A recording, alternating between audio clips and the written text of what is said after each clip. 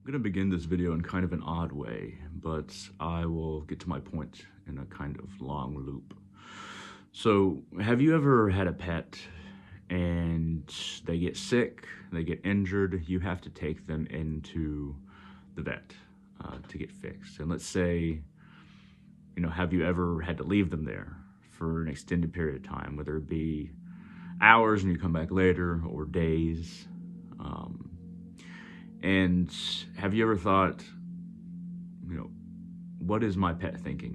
They must think that I abandoned them, that I'm not coming back, that this is their new reality, and they're trying to adjust to that.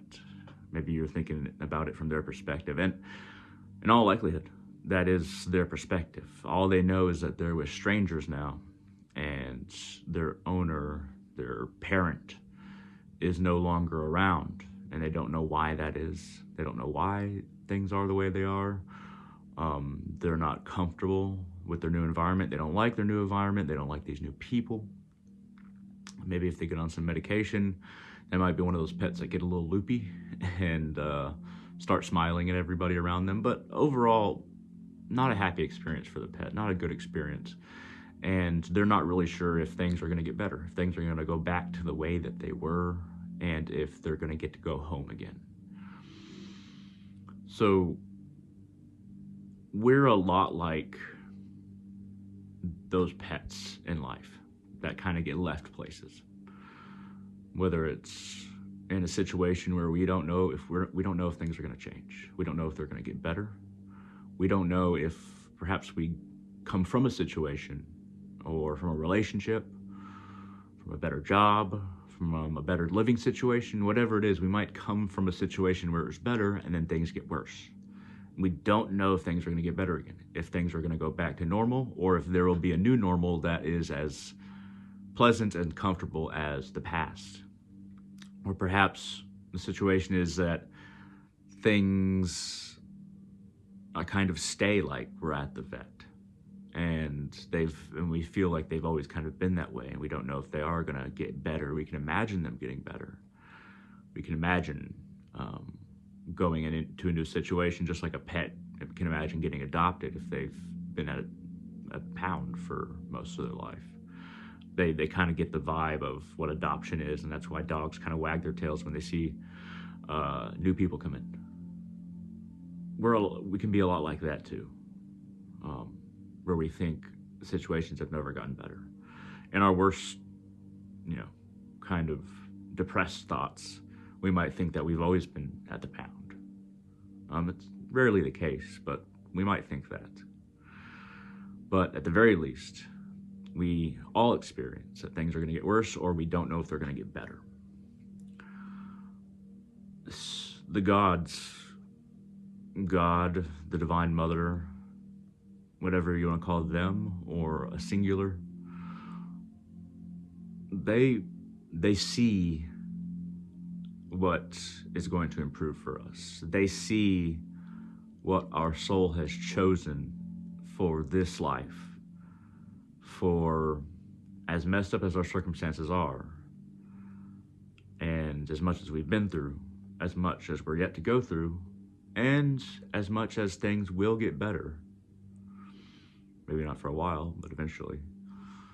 The gods see this, and don't get it wrong, our soul has chosen to go through everything that we're going through. It may be hard to accept. You may be of a different spiritual belief system that does not believe that whatsoever, but if you want to take my word for it, you can. Our soul chose to go through everything we go through. Every disease, every breakup, every pain. What our soul doesn't choose or doesn't have as much of a way of planning out beforehand, before the life, is what we do spiritually. That is where the soul progresses. The soul plans for life experiences, does not necessarily plan for spiritual progression, because that's outside of previous karma, previous actions, and the consequences thereof. Spiritual paths are about escaping samsara, about escaping confinement in Maya. That's why the soul can't really plan for that. So anything that you do spiritually is not something that was planned. So in a way, it's the most free thing that we can do is travel along a spiritual path. But getting back to my point, the gods or God, they see what our soul has chosen, they see what we're going through, they see our pain, and they see the plan beforehand, and they see the plan ahead. They see what will improve, or maybe what won't improve, what will eventually be learned, or the lessons that won't be learned. But there's just as much reason to believe that things will improve, and the gods see that. They see that future comfort. They see that future realization. They see that future actualization of a better life, of a happier life, a more fulfilled life. We don't see that. We're like the pet that is in the vet that doesn't know why they're there. And the gods are kind of like the owners that left the pet at the vet. And the owners know why they were there exactly, and when they'll come home, just like the gods know that about us. And the gods can't really tell us. They can, but we have to be very open and very mentally quiet and very attuned with our deeper self and the deeper nature of reality in order to really hear them. They can yell and be heard, but that's not really for us to expect them to do for us, is to make their selves be heard. We can hear them through our intuition in these deeper states of inner silence. And once we become attuned with our deeper self, truest self, our soul, we're more likely to hear, I'd call them whispers, but they're in the form of feelings and intuition. We're more likely to kind of get a little bit of a peek behind the curtain and see what's in store for us if we can quiet all the mental chatter down and really get in tune with ourselves. Now, as far as the Divine Mother Kali, in another video I mentioned that everybody has that experience eventually during meditation where you're just awareness, you're just consciousness, and you're just in a void. Man, you try to look at yourself and you can't look at yourself because you are the looking. That is what we are. We are the looking. We are not that which is perceived. Even if you have a mirror, we are not that which is perceived. But in that void, in that consciousness, in that awareness, floating in that void, and nothing else is there. You've cleared your mind. Eventually, everybody who meditates will have this experience. Cleared your mind, cleared everything out, and you're just awareness in this void. The Divine Mother Kali is that void in which we are aware. She is a vaster awareness and a more primordial awareness that is the canvas in which we are aware. If that state of completely cleared your mind and you are awareness, you are seeing, looking around in the void, if that is us, I could use an analogy to kind of point more towards what Ma Kali is. Imagine that state and yourself and that awareness. Imagine that being the berry on a bush. Ma Kali is the soil, the dirt in which everything that we are, and all the lines and actions that led here, and all our different energy bodies that form the bush. She is the soil in which that bush grows to produce the berry of that awareness and that certain level of pure awareness and pure consciousness. That is that berry. She is the soil out of which it grows. And, she goes by many names, and you might have your own form of Ma Kali. You might call it a completely different god or goddess. That can still be Ma Kali. And there's no correct name for Ma Kali. You have your own Ma Kali, just by a different name. And the interesting thing about gods and reaching out to them, praying to them, and truly loving them, truly connecting to them, all the gods that you think exist, the gods are there. But think of all the ones that, that are fictional, or you think about fictional universes from comic books. And you think about just any gods that you think of as fictional.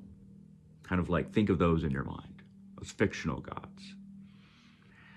If you take a fictional character, let's say you make one up, you take that and you pray to it like a sincere devotee of Ma Kali, and you call it by a completely different name than Ma Kali. She, or he, if you view it as something else, a slightly different moniker or mask. And, Ma Kali is the mask of the source that I like to use. But if you view the source through a different mask, then he or it, the way that we pray to our God or goddess, if you pray through even a fictional character, to a fictional God, but in a sincere way, in a devoted way, Ma Kali will answer through that God, through that fictional character, through that persona that you even made up. You'll get an answer. You don't hit a dead end. You don't hit a loophole in reality where it's like, oh, there's nothing to connect to because this being doesn't exist. You don't hit that because it doesn't work that way.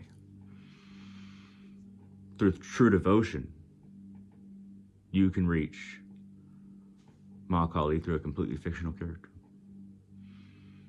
It's about the sincerity of devotion and the willingness to be vulnerable and to reach, to try, to pray, to recite mantra, to meditate, to study spiritual text. You can even study fictional texts.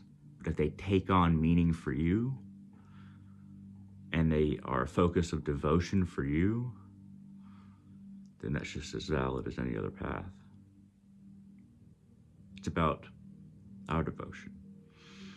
And sometimes we do have to have faith that the God, the goddess, sees what's ahead for us and is going to help us, even if we don't feel like that's true. Faith is important. And the more that we have of it, as long as it doesn't become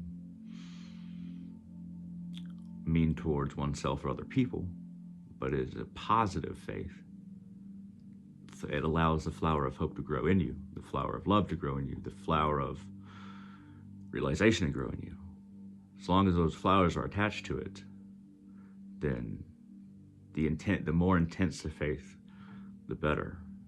And the stronger the connection, and the more likely it is that connection will bear fruit. Anyway, I just thought I'd talk about the gods and Ma Kali and some thoughts today.